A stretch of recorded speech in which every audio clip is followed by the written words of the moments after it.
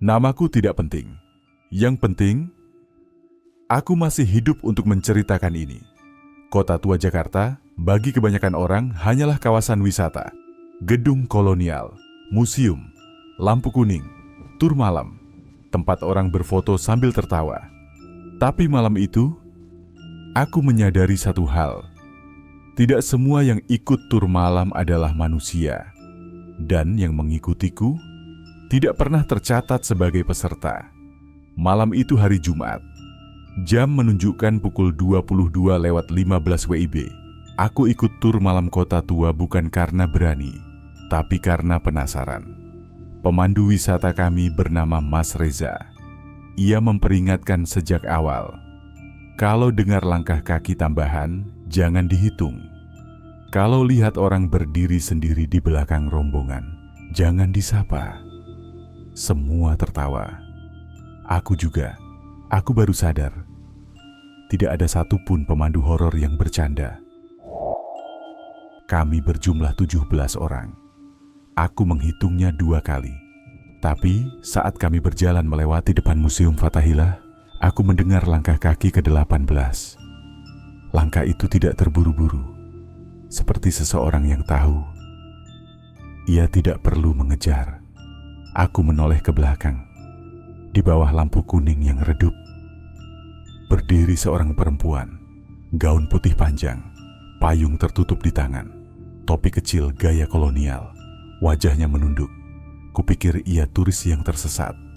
Aku tidak tahu bahwa aku baru saja menatap noni Belanda. Kami masuk ke lorong sempit antara 2 gedung tua. Dindingnya lembab, bau lumut bercampur besi tua. Saat aku melewati jendela kaca besar, aku melihat pantulan rombongan. 1, 2, 3. Ada 18 bayangan. Bayangan ke-18 berdiri lebih tinggi. Lehernya terlalu panjang. Kepalanya sedikit miring, seolah sedang menatap langsung ke mataku lewat pantulan kaca. Aku berhenti berjalan. Bayangan itu ikut berhenti. Mas Reza tiba-tiba menghentikan rombongan. Wajahnya tegang. Siapa yang mengajak orang tambahan? Tidak ada yang menjawab. Aku melihat ke belakang lagi. Perempuan itu kini berdiri lebih dekat. Jaraknya hanya 2 meter dariku. Aku bisa melihat detail gaunnya. Kainnya kotor, basah di bagian bawah. Dan yang membuat lututku lemas, kakinya tidak menyentuh tanah. Ia perlahan mengangkat wajahnya. Matanya kosong, hitam, seperti lubang yang terlalu dalam untuk disebut mata. Kami bergerak cepat menuju gedung tua bekas kantor dagang VOC. Mas Reza membaca doa pelan. Aku berjalan di tengah rombongan, tapi aku merasakan sesuatu yang aneh. Setiap kali aku berhenti, langkah itu berhenti. Setiap kali aku bergerak, ia bergerak. Aku sadar dengan satu kebenaran mengerikan. Noni itu tidak mengikuti tur. Ia mengikuti aku. Kami berhenti di halaman dalam. Lampu senter menyapu dinding bata merah. Tiba-tiba, aku mendengar bisikan tepat di telinga kiriku. Aku tidak mengerti bahasanya. Tapi Mas Reza langsung menoleh padaku dengan wajah pucat. Itu bahasa Belanda lama. Ia menelan ludah. Dan dia menyebut namamu. Aku tidak pernah memberitahu namaku ke siapapun malam itu. Dan di saat itulah, aku merasakan tangan dingin menyentuh pundakku. Aku mulai sadar. Sejak keluar dari Museum Fathahillah, aku tidak lagi berjalan sendirian. Langkah kakiku terdengar 1, tapi bayanganku di lantai batu. 2. Aku berhenti. Bayangan itu berhenti setengah detik lebih lambat. Aku mempercepat langkah. Bayangan kedua ikut, tapi lebih panjang, seolah tubuh pemiliknya lebih tinggi dari manusia normal. Aku tidak berani menoleh, karena aku tahu di kota tua yang mengikuti tur malam bukan cuma wisatawan. Aku melewati bangunan kosong dengan jendela kaca buram peninggalan Belanda. Refleksi wajahku terlihat samar. Lalu, di belakangku, muncul sosok perempuan berpakaian gaun putih lusuh, kerah tinggi khas noni Belanda, kulitnya pucat kehijauan, rambutnya disanggul rapi, tapi lehernya tertekuk sedikit ke samping, seperti pernah patah. Aku berkedip, refleksi itu tersenyum, padahal aku tidak. Aku mulai mendengar bisikan, bukan bahasa Indonesia, bukan bahasa Inggris, bahasa Belanda lama. Aku tidak mengerti artinya, tapi nada suaranya penuh amarah dan rindu. Bisikan itu makin dekat ke telinga kiriku. Ik volg je, aku mengikutimu. Bulu kuduku berdiri, aku berlari, dan anehnya, bisikan itu berubah jadi tawa pelan. Aku melihat satpam malam duduk di pos kecil dekat gudang rempah tua. Aku hampiri dengan napas terengah. "Pak, Bapak lihat perempuan pakai baju Belanda lewat sini?" Satpam itu terdiam, tidak menoleh. Dengan suara datar ia berkata, "Mas, kalau sudah lewat jam 12, jangan pernah nanya soal noni itu." Aku bertanya kenapa. Ia menjawab pelan, "Karena kalau disebut, dia tahu kamu bisa melihatnya." Lampu pos mati, dan saat menyala lagi, satpam itu tidak ada. Aku bersembunyi di lorong sempit antara gedung-gedung tua. Niatku menunggu sampai subuh, tapi langkah kaki terdengar. Bukan satu, bukan dua. Langkah itu mengelilingiku, menggesek lantai batu. Pelan, teratur, sabar. Aku mencium bau melati busuk bercampur debu tua. Lalu suara itu berkata tepat di belakang tengkuku, "Kamu ikut tur, sekarang giliran aku yang memandu." Aku memberanikan diri menoleh. Ia berdiri sangat dekat, terlalu dekat. Matanya kosong hitam, bibirnya pecah-pecah. Kulit lehernya penuh bekas jari, seperti dicekik sampai mati. Ia tersenyum, dan wajahnya perlahan turun beberapa senti, seakan lehernya memanjang tidak wajar. Aku terjatuh ke belakang.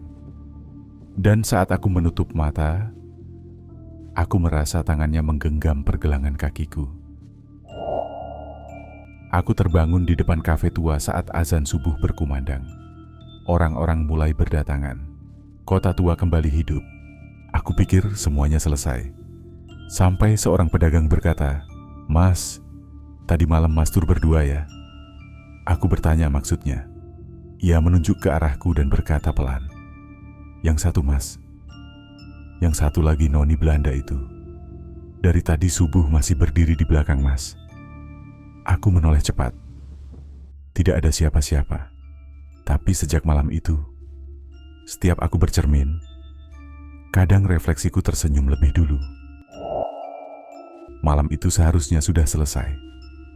Tur resmi dinyatakan berakhir di depan kafe Batavia. Para peserta mulai bubar, tertawa gugup. Beberapa masih membahas pengalaman masing-masing. Aku berdiri agak menjauh, menyalakan rokok, mencoba menenangkan napas, dan saat itulah aku sadar. Bayangan noni Belanda itu masih bersamaku.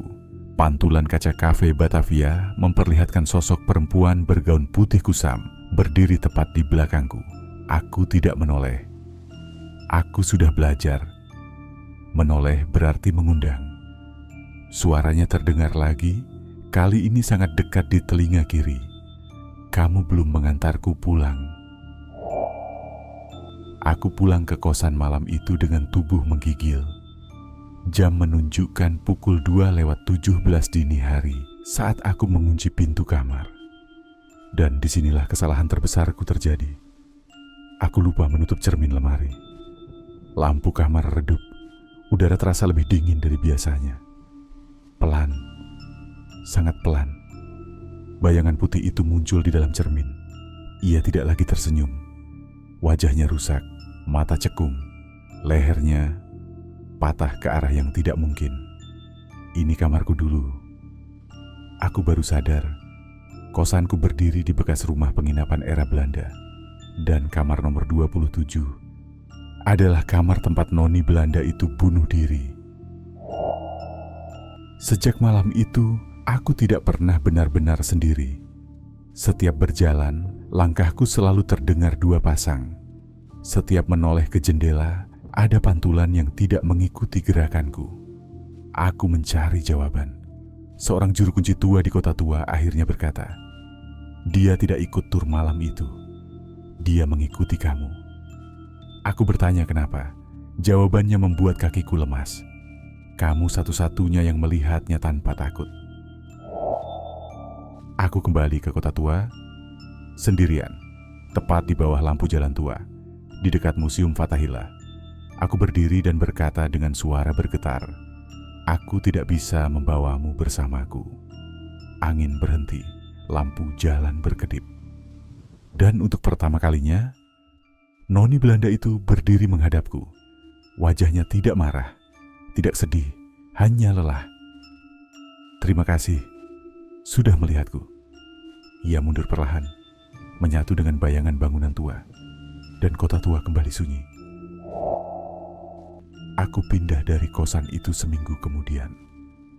Tur malam kota tua masih berjalan sampai sekarang.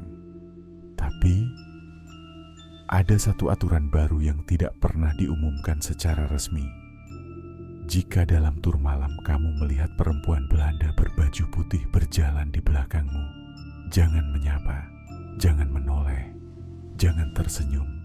Karena jika dia tahu kamu bisa melihatnya, dia akan mengikutimu pulang. Kota tua bukan sekadar bangunan, ia adalah ingatan, dan tidak semua ingatan ingin dilupakan. Kadang, yang paling berbahaya bukan hantu yang menampakkan diri, tetapi yang memilih untuk tinggal bersama kita. Terima kasih sudah mendengarkan cerita ini sampai akhir. Ingat, setiap tempat menyimpan kisahnya masing-masing. Jangan lupa like, subscribe, dan nyalakan loncengnya, karena masih banyak cerita yang menunggu untuk dibuka. Sampai jumpa. Kalau kamu berani.